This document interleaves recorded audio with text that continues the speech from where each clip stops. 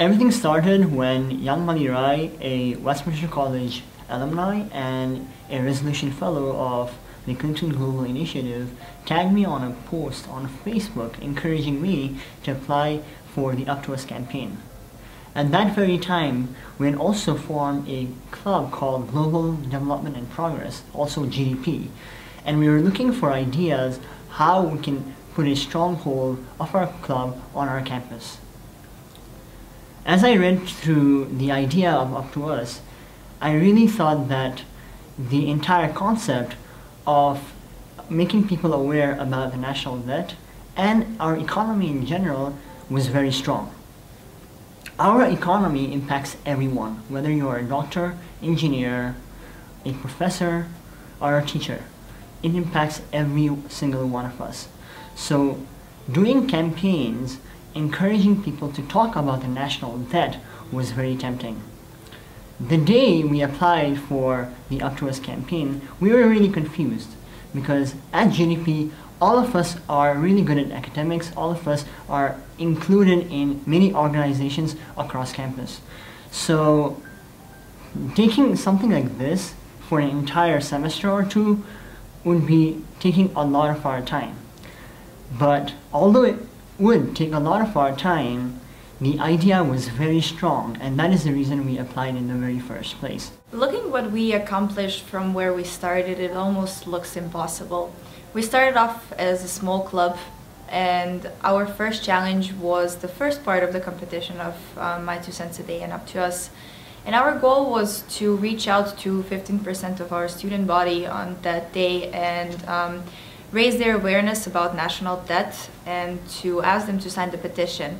Something incredible happened that day. Our volunteers were amazing, the stalls were super successful, and we actually managed to double our expectations, and we had over 300 students signing the petition on that day. And at the same time, we managed to have over 30% of our student body to sign the same petition.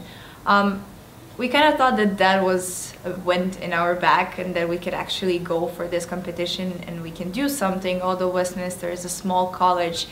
And we thought that we could bring some new innovations and we can do something new here in school that will attract students. Nevertheless, during our competition, we felt obliged that we have to engage our community and engage high school students, especially since youth is our future. So we have invited several high schools and they came, and on the last day of our campaign, we organized a budget simulation game for them.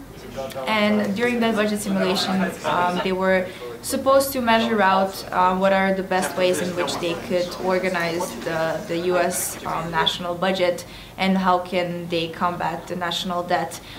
It was fun for them and it was great and it was amusing, and I think they loved it. We loved it as well. And as the second part of that, we had Dr. Benjamin Okande, the president of Westminster College, giving the speech and telling his personal story, which was really inspiring, and I hope it meant to high school students as much as it meant to us.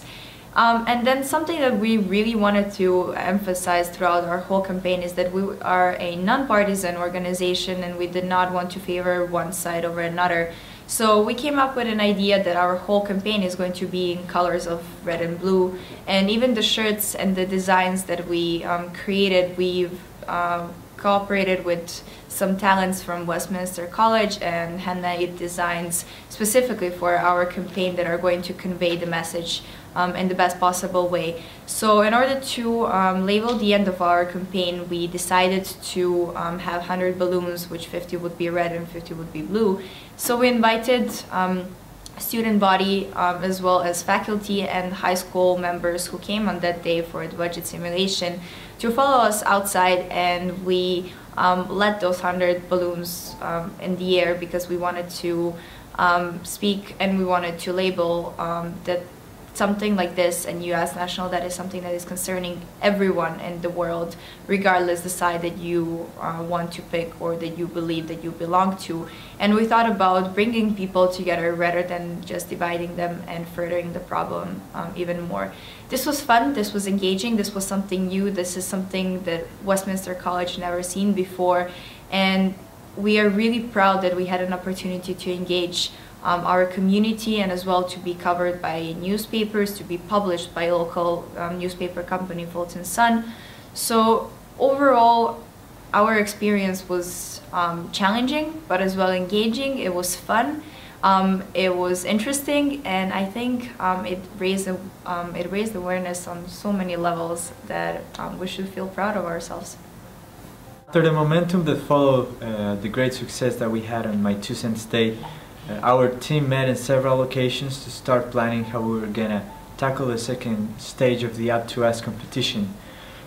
In these meetings, we were brainstorming to come up with ideas in order to engage the student population and really try to get the best outcome in the second stage of the Up to Us competition.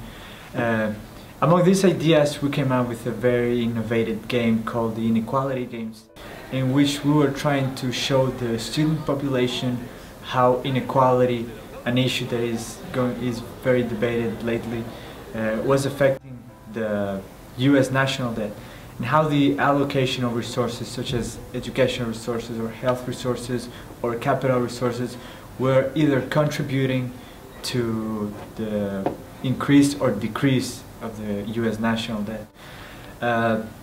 In this game, the preparation for this game, we got a lot of volunteers from the Westminster community. That was really motivating, seeing how our fellow students were collaborating with us, how many professors also showed interest and encouraged their students to go to the event. And at the end, the event turned out to be very good. More than 70 students showed up for the game. It was a very engaging idea and engaging event in which we were trying to go away from the typical lecture explaining how inequality works, but this time we were gonna show it in a more practical way. And students at the end really enjoyed it, and we saw a lot of people laughing and having a good time when they were learning about inequality and the US national debt. And the game was so successful that 2 of our professors on transnational studies and economics decided to create an article about this that is going to be released probably in the following semester. Another big event that we had was the debate between 2 political science professors, 2 very renowned professors, and it was a debate about US military spending, which is a very controversial topic. For this event, we got the chance to bring a lot of people, probably one of the most attended events in the academic year so far. A lot of students were very interested. Before the debate, we would hear people on the hallways talking about how interesting they thought it was going to be, because these 2 professors are known for being very active on political issues, so everyone was very eager to go to the debate. And my favorite part was really after the debate happened, because we saw a lot of people stayed at the lecture hall. The, by the way, was all full. Some people were even standing, and people stayed there, and they simply started to talk to each other about the US national debt, raise conversations, create arguments. And this is really what we were looking for, trying to spark conversations and create dialogue between people. It doesn't matter that they don't think the same way that you do, but the simple fact that you're creating this conversation was really what we were looking at. And this is something we saw in both the inequality games and the US military spending debate, that students, after it wasn't a one-time event, it was something that students saw and they started to talk about it. They started to raise conversation, they started to investigate and to make some research about how the military spending and how the inequality affects their everyday lives. Overall, I would say that the Up to Us competition was very fun.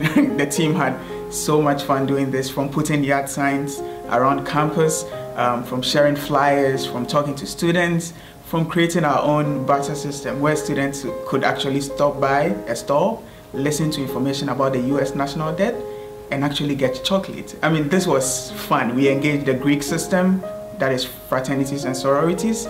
We engaged different student organizations, groups, and the whole experience was great. The most important lesson was the fact that innovation is really endless. We constantly kept innovating when challenges came our way. We looked out for very creative ways to go around them to ensure that the campaign really was going and we're having the needed impact which we set out for ourselves. So I'm an international student, and one of the major questions I received throughout the process was, why does the US national debt matter to me?